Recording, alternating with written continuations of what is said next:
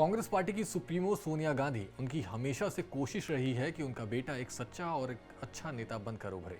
लेकिन जैसी स्थिति लग रही है राजकुमार की, उससे तो यही लगता है कि कांग्रेस के राजकुमार राहुल गांधी को अभी बहुत कुछ सीखना बाकी है।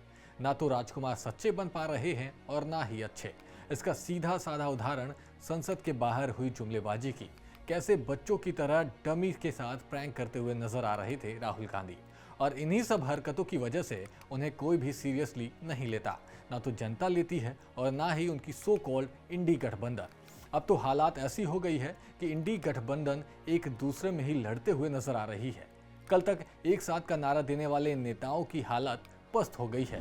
दरअसल हरियाणा और महाराष्ट्र चुनाव में करारी हार के बाद इंडी गठबंधन में कांग्रेस के नेतृत्व को लेकर सवाल खड़े होने लगे हैं। गठबंधन के कई बड़े नेता नेतृत्व में बदलाव की वकालत कर चुके हैं।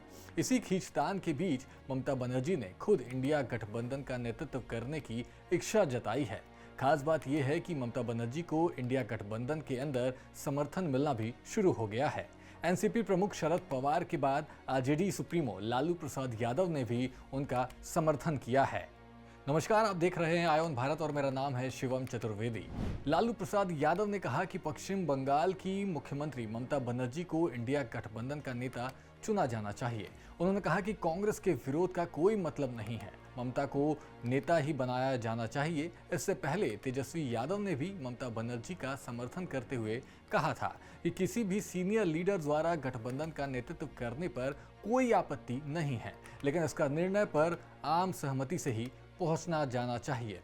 इससे पहले राष्ट्रवादी कांग्रेस पार्टी के प्रमुख शरद पवार ने पश्चिम बंगाल की मुख्यमंत्री ममता बनर्जी के उस बयान का समर्थन किया जिसमें उन्होंने इंडिया गठबंधन की अगुवाई करने की इच्छा जाहिर की।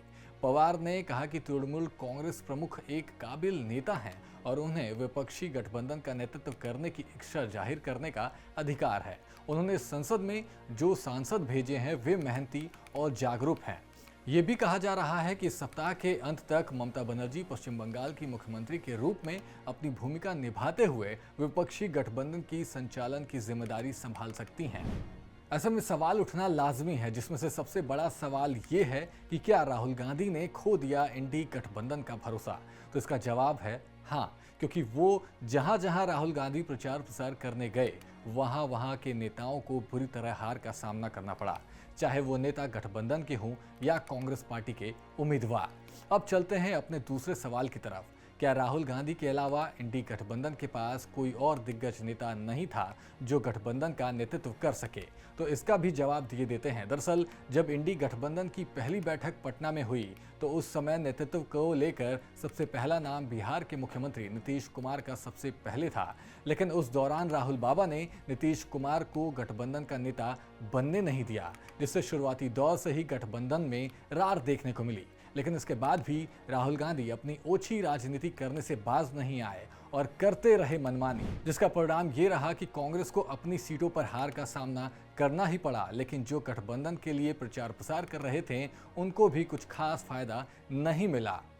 तीसरा सवाल, क्या समाजवादी पार्टी के प्रमुख अखिलेश यादव नहीं बन सकते थे इंडी गठबंधन के नेता? समाजवादी पार्टी के प्रमुख अखिलेश यादव ने गठबंधन का नेतृत्व करने की सोची ही नहीं, लेकिन उनके और कांग्रेस नेता राहुल गांधी के बीच सीट शेयरिंग को लेकर पेंच फंसा जरूर था, जिसके बाद अखिलेश ने भी नाता तोड़ने की बात कही थी।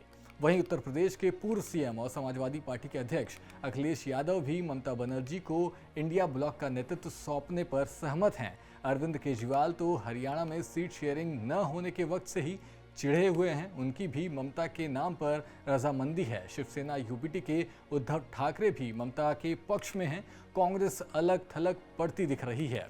अब उसके सामने इंडिया ब्लॉक का नेतृत्व छोड़ने के सिवा कोई और विकल्प नहीं बचा है। देखा जाए तो कांग्रेस और कांग्रेस नेता राहुल गांधी का समर्थन कोई भी पार्टी करते हुए नजर नहीं आ रही, चाहे वह दिल्ली के आम आदमी पार्टी के मुखिया अरविंद केजरीवाल हों या पश्चिम बंगाल की सीएम ममता बनर्जी। ये तो रही गठबंधन के नेतृत्व की लड़ाई। अब आपको बताते हैं कि आखिर कांग्रेस की ये हालत क्यों हो रही है। कांग्रेस अपने बूते तो भाजपा का बाल भी बांका करने में असमर्थ है। सहयोगियों के भरोसे उसे चमत्कार की उम्मीद थी, उस पर भी पानी फिर गया। हर बार हार के बाद कांग्रेस समीक्षा करती है, जो वजह सामने आती हैं उससे सीख लेने को कांग्रेस नेतृत्व तैयार नहीं होता। भाजपा द्वारा संविधान बदलने और आरक्षण खत्म करने के झूठे नैरेटिव को असलियत जनता तक पहुंचाते हैं। धर्मनिरपेक्षता के नाम पर मुस्लिम तुष्टीकरण की कांग्रेस की नीति से ही लोग वाकिफ हैं। कांग्रेस के राष्ट्रीय अध्यक्ष मल्लिकार्जुन खड़गे कांग्रेस के आमूलचूल परिवर्तन की बात कहते हैं। राहुल गांधी उन्हें चाबुक चलाने की सलाह देते हैं, पर कांग्रेस में कोई यह नहीं कहने की हिम्मत जुटा पाता कि लगातार 3 बार से प्रधानमंत्री चेहरे के रूप में आजमाए जा रहे राहुल गांधी को बदल देना चाहिए। ममता ने एक बार इंडिया ब्लॉक की बैठक में खड़गे को विपक्ष का पीएम फेस बनने का प्रस्ताव दिया था। अरविंद केजरीवाल ने भी समर्थन दिया था, पर खड़गे ही राहुल गांधी को बदलने के लिए तैयार नहीं हुए। गांधी परिवार से बाहर निकलने को कांग्रेस तैयार नहीं। कांग्रेस में गांधी परिवार के वर्चस्व को नकारने का नैतिक साहस ही नहीं है। अब तो सोनिया और राहुल गांधी के बाद प्रियंका की भी एंट्री हो गई है। कहा जा रहा है कि यूपी में राहुल प्रियंका की सलाह पर ही अब नई कमेटी बनेगी। यह कांग्रेस का आंतरिक लोकतंत्र है। शायद इसीलिए प्रधानमंत्री नरेंद्र मोदी कहते हैं कि कांग्रेस अब महात्मा गांधी के जमाने वाली पार्टी नहीं रह गई। देखा जाए तो राहुल गांधी को देश का पीएम बनने के चक्कर में सोनिया गांधी और मल्लिकार्जुन खड़गे गलती पे गलती किए जा रहे हैं, लेकिन फिर भी एक गलती दोहराने से बाज नहीं आ रहे। अब देखना होगा कि आखिरकार सोनिया गांधी और मल्लिकार्जुन क्या करके मानने वाले हैं। ऐसे ही तमाम खबरों के लिए आप देखते रहिए आय ऑन भारत। नमस्कार।